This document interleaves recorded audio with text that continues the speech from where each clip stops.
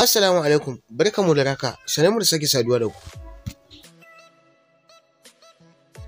Firkash, Rahma Sadau ta wallafa wasu hotunanta a shafinta na Instagram wanda hakan ake ganin bai kamata ba, ko kuma bai dace ba addinin musulunci ma hakan ba daidai bane ba. Ku biyo mu domin jin gundarin labarin da muka kawo muku. Kar ku manta ku danna mana subscribe sannan ku danna mana alamar ƙarawa domin samun sabbin shirye-shiryen mu.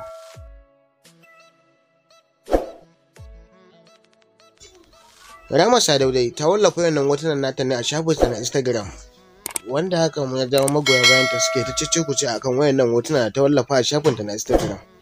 To masu kallon mu Allah ya kyauta dai. Muna roƙon ku da ku daure ku danna mana subscribe sannan ku danna mana alamar ƙarawa. Kuma muna roƙon ku da ku tofa albarkacin bakin ku akan wayannan hotuna da kuka gani da ta wallafa a shafinta na Instagram. Assalamu alaikum jama'a. Ina mai sanar muku da wannan ita ce tashar mu da zamu dinga kawo muku labaran da suka shafi Kano da suka shafi duniya baki ɗaya. Ku ci gaba da bibiyar mu a wannan tasha ta mai albarka.